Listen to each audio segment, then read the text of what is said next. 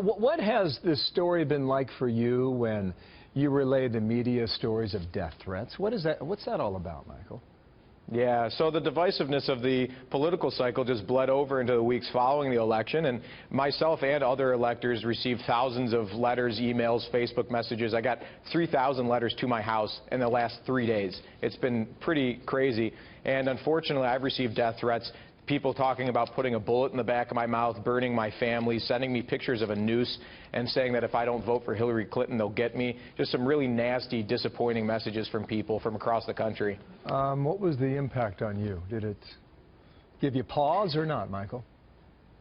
Well, I think it's one of those things where these guys are just bullies, and you can't let bullies get to you because then they win. So I've chosen to not let it bother me that much. I mean, I obviously I'm disturbed by these messages, but I reported them to the police, and I feel that they're handling it appropriately, and it's made me very confident in my safety. So I think you just got to lower the shoulder and trudge on, because if you let these bullies win, they get what they want, and they don't deserve it. So. Some other electors want to look at that intelligence briefing before today, and that's not going to happen. When you heard about that, is that something that you were interested in, Michael? No, I laughed when I heard about it, because I think it's pretty ridiculous. There's no precedent for giving national security briefings to presidential electors based on a rumor that's come out about the CIA. We had, I think, the New York Times article that reported on this said that their sourcing from the CIA was just an anonymous source and nothing beyond that. And if that's the precedent that we're setting for average American electors to then start receiving national security briefings, I think it's pretty ridiculous. I think the FBI also had refuted some of these claims. So there's a lot of conflict here, and I'm confident that if there was any Russian hacking or anything into the DNC or anything like that, it'll be handled accordingly and we'll have it investigated. But I don't think it's appropriate to have presidential electors receiving intelligence briefings before the vote. We're receiving word out of Texas that at least one elector in that state will not vote for Donald Trump. That would be history. It may not make a difference in the end. We don't believe it will. What do you think of that as a Republican colleague?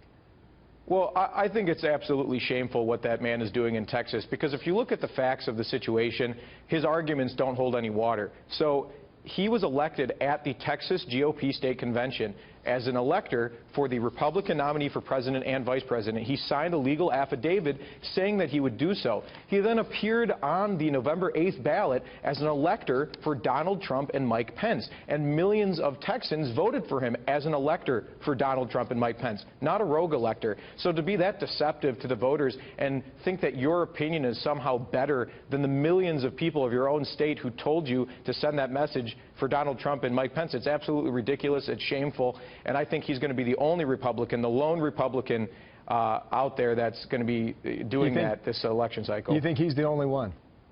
Yeah, absolutely. I can't see anybody else doing what he's doing. I know, especially in Michigan, all 16 of us are very confidently and proudly going to deliver the message that the Michigan voters sent on November 8th.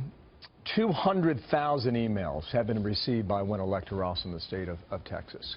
Now, you shared a little bit about why they're contacting you. I mean, what do you think this is all about?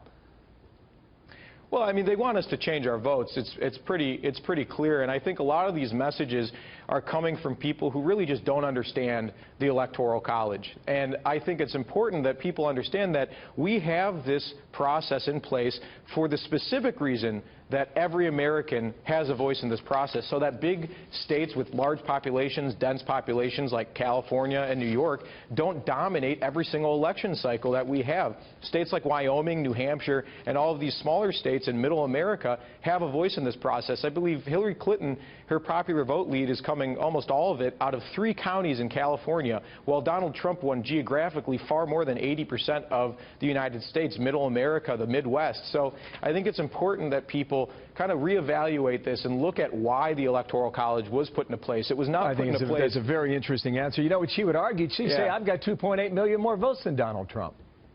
Yeah, well, like I said, the large populated states on the East and West Coast are what are providing her that large lead. And I think if you look at the diverse vote that Donald Trump has received, not just from the states, but demographically, you'll find that he is representing the majority of America agriculture, industry, things like that. So I think that it's not an argument that holds water, and this system was not put into place so that 538 elites could get together and decide what is the best leader for everybody else. It was put into place so that everyone has a voice in the process.